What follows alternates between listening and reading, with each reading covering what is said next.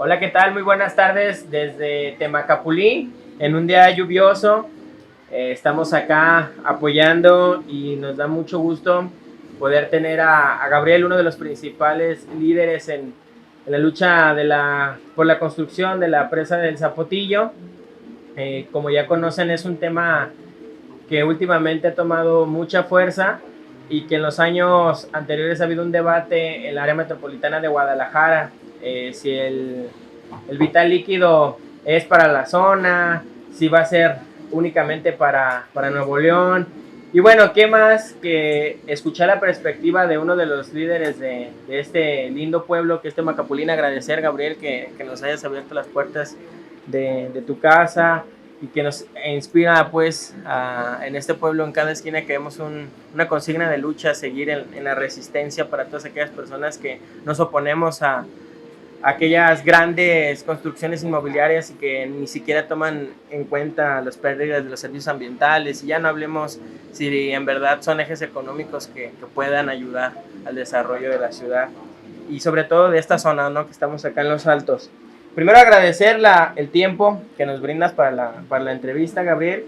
Este testimonio que vamos a dar de testigos el día de hoy puede aparecer en un periódico que se llama Red de la Resistencia, el cual lleva publicado desde el mes de abril, y que bueno, invitamos a todas las luchas o colectivos o colectivas que quieran platicarnos acerca de cómo viven el clima de la resistencia.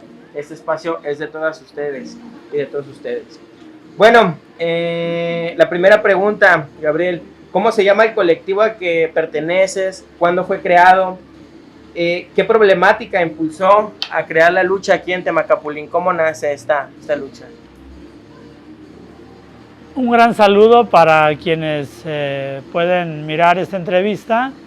Decirles que el comité Salvemos Temaca, Acacico y Palmarejo nació el 21 de junio del año 2008 en el marco del quinto encuentro MAPDER. El MAPDER es el Movimiento Mexicano de Afectados por las Presas y en Defensa de los Ríos. Se celebró aquí en Temacapulín en este año 2008 y junto con el primer encuentro contra la minería que nació aquí en Temacapulín en esas mismas fechas. Este colectivo nació precisamente por la amenaza de la presa del Zapotillo de inundar 3 comunidades, Temacapulín, Acacico y Palmarejo, desde mayo del 2005, y que para 2007 se había convertido la amenaza en una presa que pasaba de 80 metros de cortina a 105 metros de cortina, con la propuesta de reubicación de las comunidades en lugares muy cerca de los pueblos originales. De ahí nació el comité y desde esa fecha fui nombrado vocero de este comité, cosa que he venido desarrollando de la mejor manera que yo he podido. Muy bien. Gabriel, ¿cómo se encuentra actualmente hoy en el 2021 la zona en la que defienden? ¿Ha habido retrocesos? ¿Ha seguido la construcción de la presa? ¿Los han tomado en cuenta? ¿Ha habido nuevos diálogos? Actualmente, ¿cuál es la situación? Actualmente es una experiencia de diálogo, sobre todo con gobierno federal. Desde enero del 2019, y habiendo venido el presidente de la República, Andrés Manuel López Obrador, en campaña 3 veces, nosotros estuvimos en Palacio Nacional el 12 de agosto de 2019 y a partir de ahí se han tenido más de 16 reuniones con gobierno federal, dígase con la Semarnat, con quien se hicieron actividades de foros para encontrar alternativas en la gestión del agua.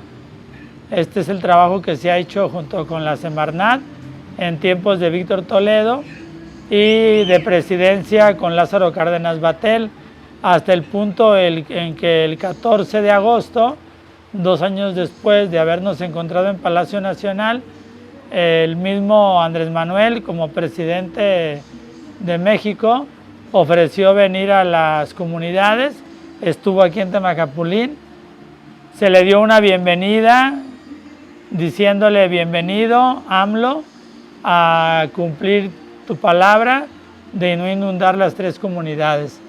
Él ofreció que viniera a la Conagua a hacernos una propuesta de proyecto con otro manejo para que se salven las 3 comunidades. Y en el análisis de esta propuesta estamos ahora.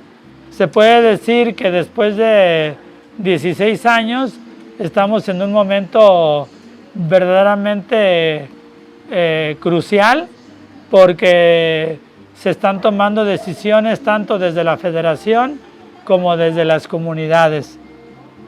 Y bueno, aquí decir también que con quien se ha tenido menos interlocución en los últimos meses ha sido con gobierno del estado y con los gobiernos municipales. Qué casualidad, ¿verdad? Gabriel, actualmente, ¿tú qué intereses ves que son los que amenazan el que se lleve a cabo, ¿no?, la presa? ¿Qué es lo principal que tú has visto? ¿Y qué otras amenazas han existido por parte, del gobierno del estado y del municipio? ¿Han colaborado o se han estado más bien queriéndoles persuadir para que ustedes cedan a la petición? Algo de lo que hemos descubierto desde que ya mencioné lo de la celebración del MAPDER aquí en Temacapulín, también en el Encuentro Mundial contra las Presas que se celebró en 2010, del 4 al 7 de octubre de ese año memorable, descubrimos que uno de los grandes objetivos en la construcción de represas es la privatización. Entonces, un bien que es público, un elemento natural que se nos da a través de los ríos, de las aguas subterráneas, de las aguas superficiales, de la misma lluvia que tú mencionaste el día de hoy, que es una lluvia muy menuda, que le llamamos aquí en los ranchos las lluvias eloteras, que se hagan los elotes. Descubrimos que realmente las presas, y esto de acuerdo también con otros encuentros mundiales contra las presas, es que es una magnífica forma de desviar los recursos públicos.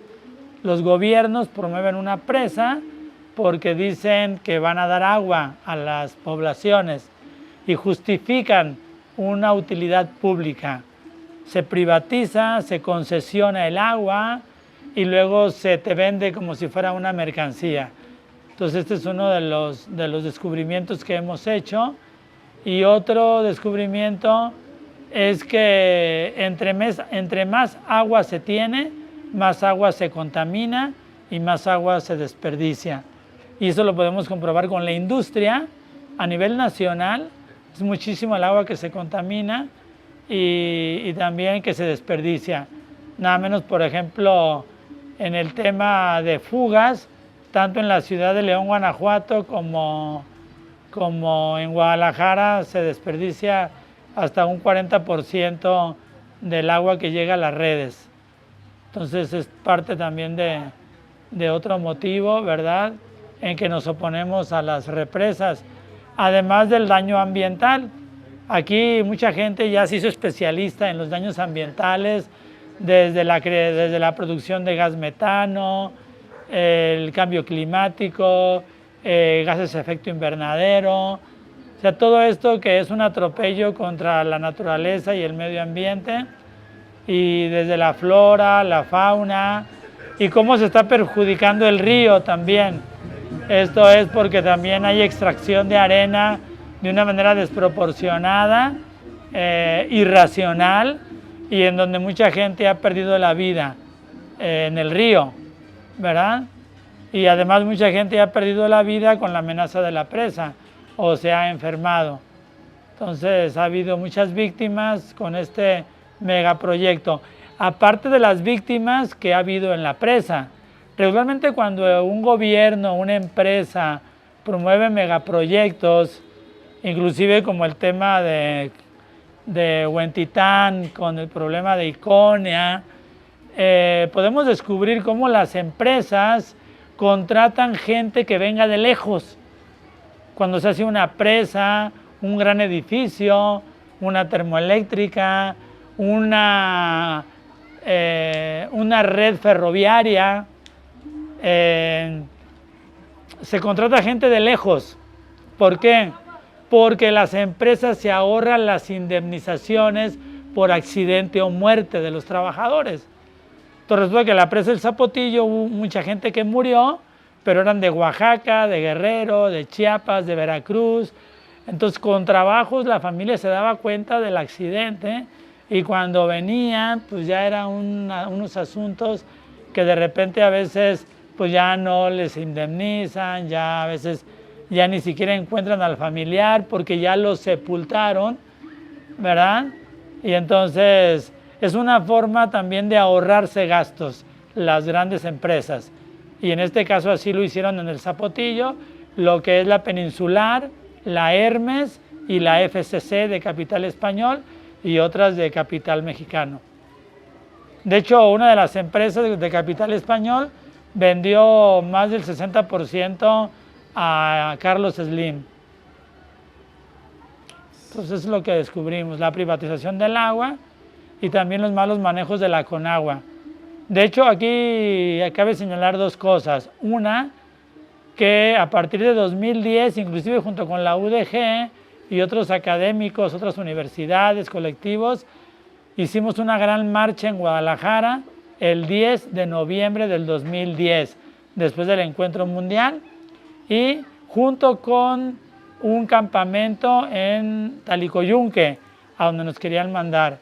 Estos son como referencias que les digo porque tenemos muchísimas experiencias, pero declaramos la revolución del agua en ese ambiente de la Revolución Mexicana, que no era tanto ahora sí la defensa solamente de la tierra, sino la defensa del agua. Es como una especie de parodia, ¿no? Inclusive hubo discos que se grabaron, canciones que se compusieron. En una de ellas yo escribí: la revolución del agua necesita de esta gente que lucha dando la vida por un mundo diferente. O sea, una gestión del agua diferente, no de acaparamiento, de abuso, sino realmente de sustentabilidad. Y otro de los puntos muy importantes, también junto con la revolución del agua, es que nació la campaña de Volvamos a la Raíz, que en este libro de Temacapulín, una historia desde dentro, tanto la autora del libro como quienes participan entienden la dinámica que se propone de lograr un equilibrio entre la vida del campo y la vida de la ciudad, porque de ahí viene que haya realmente justicia y paz entre los pueblos. Muchos se han amenazado a los altos, ¿no? De que si no hay agua, ¿cómo van a seguir produciendo todo este...? Bueno, y que es una de las zonas que económicamente hace más fuerte el estado de Jalisco, ¿no? Por ahí yo he escuchado de esos discursos encontrados con los que juega el gobierno del estado. Es lamentable. Y Gabriel, ¿qué mecanismos o qué han presentado desde que inició la lucha? ¿Amparos, escritos? ¿Cuál ha sido su mecanismo de defensa en temas jurídicos o organización de participación social? ¿Ustedes cómo se han opuesto a eso como comunidad? Hay alrededor de 10 rutas de defensa estratégicas. Una es la difusión, la comunicación, los medios de comunicación, las redes sociales. De hecho, aquí se instaló un ciber para los niños y ahorita se está promoviendo volver a recuperar un ciberbiblioteca para que la gente estuviera informada a través de las redes sociales, del internet, el teléfono, etcétera. Entonces, este ha sido un medio. Otro, el tema jurídico, los amparos, las quejas ante derechos humanos. Esto es muy importante también. El tema jurídico, defensa de derechos humanos. Otro tema es el tema del desarrollo de las comunidades. Por eso nacieron tantos eventos creativos, eventos deportivos, la Feria del Chile, semanas culturales, eventos religiosos, proyectos económicos como producción de ciertos salsas, cerveza artesanal, recuperar las tierras de cultivo para producir nuestros propios alimentos, una serie de trabajos sociales, económicos, culturales, educativos, temas de salud, y luego el tema de la regionalización del trabajo, difundir con otros pueblos, aliarse. Y nosotros nos aliamos a nivel nacional y a nivel internacional. De hecho, yo he estado 3 veces en Washington dando parte a la Comisión Interamericana de Derechos Humanos sobre el caso de Temacapulín. Y otros temas también son ya directamente lo que se llama la resistencia civil pacífica. También es una forma de trabajo. Por eso en 2011 se tomó la presa, se paró la obra y fue pues un trabajo muy importante de acciones directas de protesta civil, movilizaciones, plantones, marchas, horas de oración, o sea, muchísimas rutas para pues, lograr realmente mejores efectos. Y una cosa muy importante también es el tema del cabildeo político. O sea, no puedes exigir que el gobierno te respete si te cierras al diálogo. Entonces nosotros siempre hemos sido comunidades abiertas al diálogo, más bien son las autoridades las que se han cerrado al diálogo o ha sido un diálogo de sordos. Sin embargo, tenemos que reconocer que el gobierno actual, federal, sí ha tenido esos gestos de diálogo y de respeto a la decisión de los pueblos. Entonces, en ese proceso estamos ahora. Okay. Todas estas acciones que nos platicas, Gabriel, ¿qué repercusiones han tenido en la comunidad? ¿Ha estado en peligro su vida? ¿Qué tipo de acciones han hecho en contra de usted? Pues la guerra de baja intensidad es múltiple, entonces desde amenazas directas para algunos compañeros, para algunos aliados, como ya les decía, una amenaza como la presa del Zapotillo, no ocupas que te apunten con una pistola, porque te están encañonando con un proyecto que pretende desaparecer tus raíces, tu historia, tu cultura. Pero sí, pues se ha sufrido distintas presiones, especialmente. Y sí, algunas veces inclusive, junto con el abogado Guadalupe, sí tuvimos un evento en Talicoyunque, en donde la policía privada emitió disparos contra nosotros, que pudieron ser al aire o no, pero cuando te disparan, pues tú no sabes si te disparan a ti o le disparan al aire. Entonces sí, hemos recibido una serie de pues, situaciones de distinto tipo, desde las más escalofriantes, como escuchar que te esté golpeando una máquina durante un campamento en Talicoyunque, que yo siempre he dicho que es la peor noche de mi vida, ¿no? Estar escuchando ahí. Y la gente de Temacapulín lo ha dicho, vivimos un año con reflectores que mandaban desde Talicoyunque a Temaca. Todas las noches trabajaban día y noche, y en la noche eran los reflectores hacia la comunidad, de tal forma que mucha gente no dormía, sobre todo personas adultas mayores. Y de ellas, pues muchas ya han muerto también. El presidente La Foto tiene una pregunta. ¿Cuál ha sido tu decisión más difícil, la más desafiante? Cuando tú amas tu territorio, tu pueblo y tu dignidad, nada es difícil. Todo se va fortaleciendo tanto tu persona, que entonces te conviertes en una persona que tiene miedo, pero que no es miedosa. El miedo es quizá uno de los grandes enemigos, y la incertidumbre cuando te dejas dominar por ellos.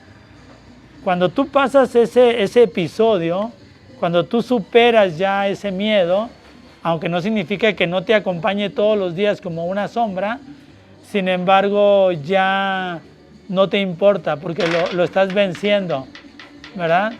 Y más cuando tienes un respaldo, entonces, y descubres que tú puedes desaparecer del escenario o te pueden desaparecer, pero ya la semilla está sembrada. Y entonces ya, yo lo he dicho apenas hace 3 meses. O sea, nosotros al ver el escenario nacional, desaparecidos y asesinados en Oaxaca, en Paso de la Reina, en los Yaquis, en Sonora, en distintas partes de México y del mundo, entonces descubrimos que la misma suerte que pueden correr nuestros compañeros con quienes hemos estado aliados de manera estratégica, con Oaxaca, con Sonora, con Puebla, Tlaxcala, Morelos, con distintas comunidades, con Guerrero, con La Parota, pues estamos en riesgo, sabemos. Sin embargo, también sabemos que son luchas que ya no se pueden detener, ¿verdad?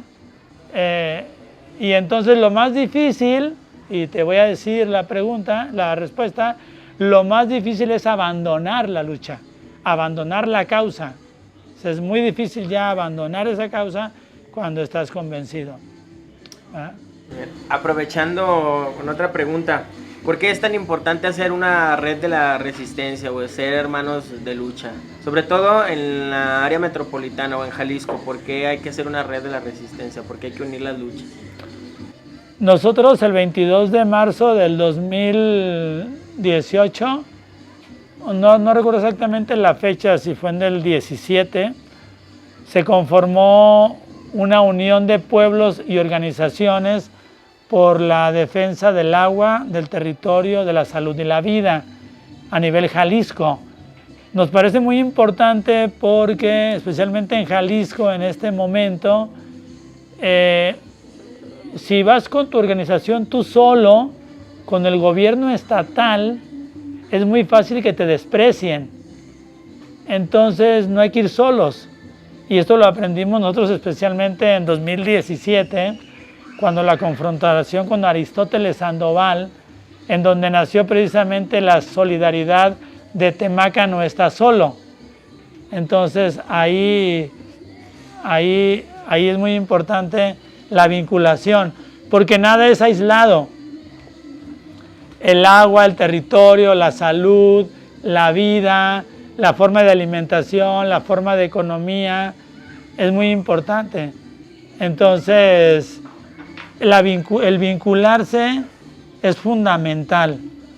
Y de hecho, hay una experiencia aquí en la región que estamos haciendo memoria, es precisamente celebrar un año comunitario de Francisco Tenamastli. Francisco Tenamastli fue de los grandes luchadores de esta región en 1541, cuando se aliaron todas las tribus de esta región contra la invasión española. Entonces fue cascanes, tecuejes, gente de Nayarit, Zacatecas, Jalisco, y vencieron a Pedro de Alvarado. Eso son historias muy importantes que tenemos que conocer. Y el ser humano desde siempre, para vencer cualquier dificultad histórica, tiene que aliarse, ¿verdad? Ahora sí que muchas veces el político, el imperialista, divide y vencerás. O sea, sepáralos, tú no tienes nada que ver con Temaca, tú resuelve tu asunto de tu colonia en Guadalajara, en Zapopan, Tlaquepaque, Tonalá, y Temaca que se defienda solo, ¿no? O sea, no vives aquí, entonces es muy importante las alianzas, los vínculos, la fuerza de los pueblos. O sea, son los pueblos los que dan una lucha, no es el individuo. Qué fuerte. ¿Y qué les motiva actualmente? ¿Qué les motiva a la comunidad de Temacapulín, a ti, en continuar con la lucha? ¿Cuál es el motor? Pues la vida, es la defensa de la vida. Entonces, si no te motiva la vida, entonces, ¿qué nos motivaría? La dignidad, ¿verdad? Entonces, a nosotros nos motiva precisamente un proceso que ya hemos ido construyendo, una certeza que nos hace felices, que nos hace libres. Y entonces cuando tú descubres que tú puedes lograr tu propia gestión, tu propio camino y tu propio equilibrio, pues entonces eso es lo que te mantiene. Y cuando descubres que sí se puede, ¿verdad? Temacapulín no creo que haya sido gratis que venga el presidente de la República. Sin duda que el presidente de la República también va a ganar con venir a Temaca, pero también Temaca gana con que él venga. Entonces, ¿cómo posibilitar, en lugar de confrontaciones, hacer equipo? ¿Qué es lo que tendríamos que decirle al gobernador de Jalisco, a Enrique Alfaro Ramírez? Bueno, señor gobernador de Jalisco, Temacapulín, Acacico y Palmarejo y los pueblos de Jalisco nunca nos hemos opuesto a que el agua llegue para todos, sino más bien en una forma sustentable y en donde ya la ciudad de Guadalajara no da para más. Ya no se puede seguir creciendo al infinito Guadalajara. Quien debe crecer son los pueblos campesinos, precisamente para generar también ciertos sistemas de vida que ayuden a las ciudades. Entonces, hacer un equilibrio, ¿verdad? En la vida, en donde todos ganemos. Yo alguna vez, cuando he tenido oportunidad, le he dicho a algún político, qué bueno que tú ganas, pero comparte lo que tú ganas. O sea, no nada más, pues yo gano como político, yo me enriquezco, tengo ciertas garantías, pero al pueblo lo piso, lo atropello. Entonces, creo que aquí es un ganar-ganar. O sea, la verdadera política y el verdadero trabajo social es construir una sociedad en donde todos ganemos.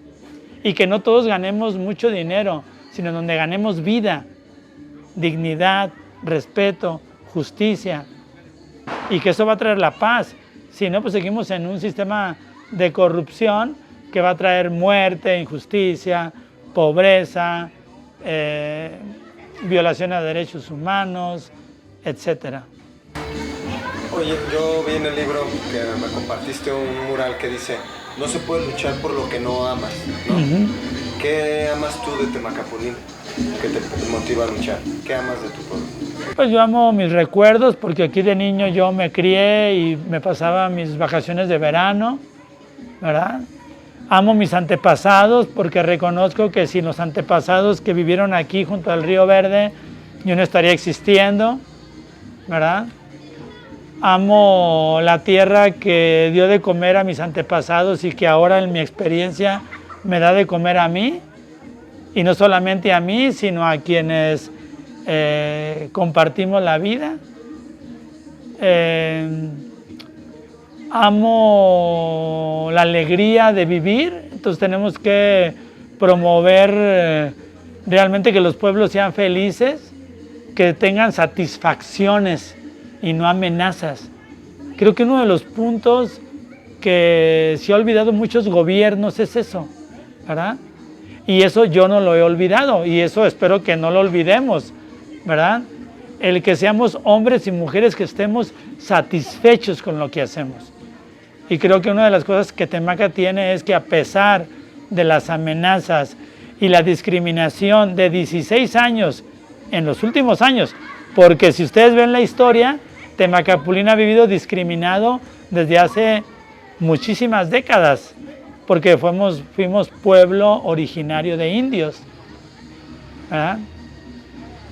Entonces, pero el hecho de que tú encuentres tu propia autonomía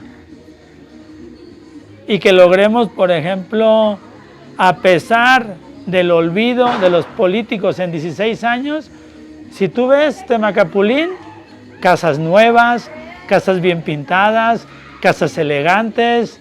Nada menos, por ejemplo, Isaura Gómez. Isaura Gómez tiene 53 árboles frutales en su corral. ¿Qué significan 53 árboles frutales en un corral de un pueblo?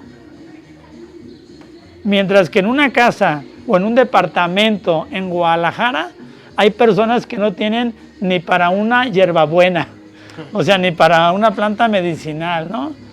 Entonces, y aquí conoces gente, nos acabamos aquí con los compañeros y compañeras que vienen con Natalia, que hemos ido a Barreras y convivir con esa familia, con esa gente que vive otra dinámica, ¿verdad?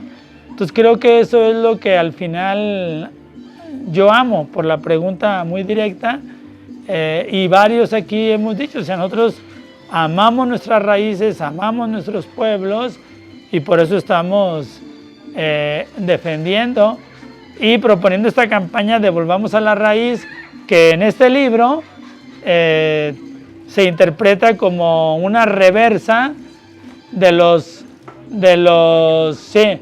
En la última página, precisamente, la autora, interpretando mi postura personal y también ya por algunos, ¿verdad?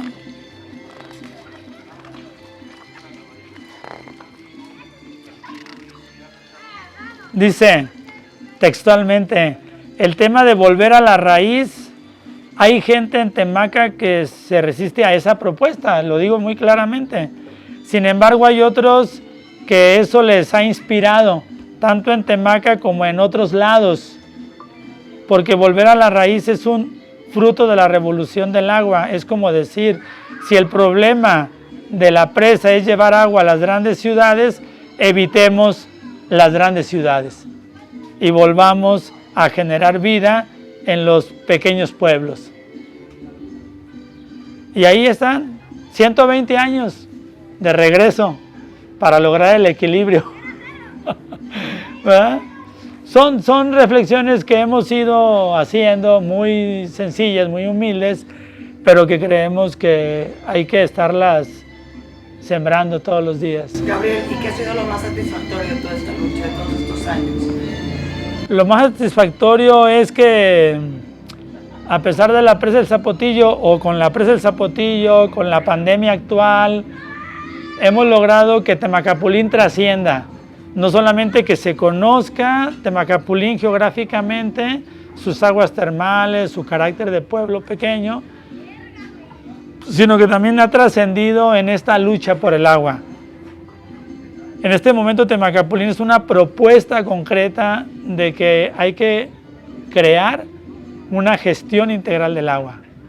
Otro modo de gestionar el vital líquido, que otros le llaman gestión social del agua, que yo últimamente la he llamado gestión creativa del agua, ¿no? Porque AMLO le dice al ingeniero Germán Martínez, oye, ponte a trabajar porque hazme la tarea porque aquí urge una solución.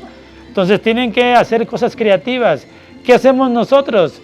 No estamos conformes con lo que presenta la Conagua, hacemos una contrapropuesta. Entonces es lo bonito, que aquí en Temacapulín mucha gente se han hecho especialistas en hidráulica y en derechos humanos y en... ¿verdad? Entonces creo que esa es una de las grandes satisfacciones, ¿verdad? Que tengo no solamente yo, sino mucha gente, y que me gustaría en ese aspecto como también invitarlos a que conozcan la opinión de mucha gente de Temacapulín. Y otra de las satisfacciones también es que me dieron la oportunidad de la maestría, entonces a mí también me ha dado como otros horizontes, como a Francisco lo de la licenciatura y acá como a José Juan lo del doctorado. Entonces es como ampliar, ¿no? O sea,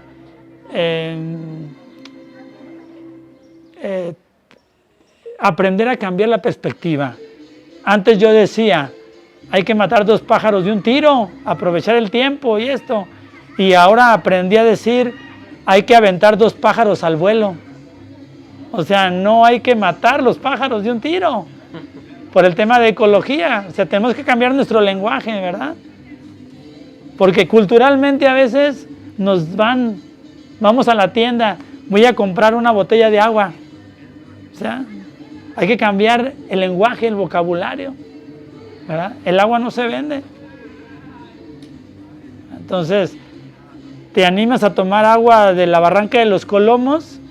Quizá hay gente que no, pero otros que sí. Entonces, ha sido un gran aprendizaje, ¿verdad?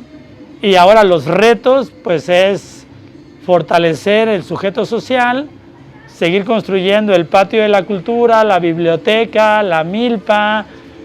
Hoy el reto de hoy fue el cielito lindo, volver a hacerlo lindo, que ya estaba todo cochambroso. Entonces eso, o sea, esas dinámicas de rescate y que yo podría resumir en una palabra. Podemos hablar de transformación, podemos hablar de refundación, pero yo no hablaría ni de transformación ni de refundación. Yo hablaría en este momento histórico de México y de Jalisco de restauración. O sea, necesitamos restaurar esta sociedad. ¿Ah? Pues ahí está. Muchas gracias, Gabriel. Pues nada más, ya que un último mensaje, ¿cómo pueden aquellas personas que vayan a ver este material, este video, estudiantes, vecinos, vecinas, colectivos, colectivas, cómo pueden apoyar, cómo pueden demostrar solidaridad por su lucha? Bueno, por lo pronto, como yo soy muy concreto a veces, pues yo les voy a decir que una de las formas es colaborar para la construcción de un monumento que se pretende hacer a finales de este año en honor de Francisco Tenamastli, que queremos que sea un monumento emblemático de esta región y en favor de la lucha de todos los pueblos por el agua, el territorio y la vida. Gracias. De hecho, aquí tenemos los boletos, pues este programa o esta entrevista no fue para eso, pero bueno, aprovechando la oportunidad, ¿verdad? El 17 de septiembre tenemos esta gran rifa, pero no solamente es los 50 pesos que nos den de cada boleto, sino difundir el discurso que lleva este boleto, que es precisamente a 480 años nos inspiramos para las presentes luchas por el agua, el territorio y la vida. Las presentes luchas son las que tenemos que vincular, ¿verdad? Entre las grandes ciudades y los pueblos. Así es. Pues muchas gracias, Gabriel, por la oportunidad de la entrevista. Muchísimas gracias a todas las personas que van a sintonizar, lo van a ver. Muchísimas gracias, compartan, ayúdenos a difundir. Mi nombre es Francisco González y muchísimas gracias. ¡Viva Temaca! ¡Temaca vive! La lucha. ¡Viva la revolución del agua! ¡Viva!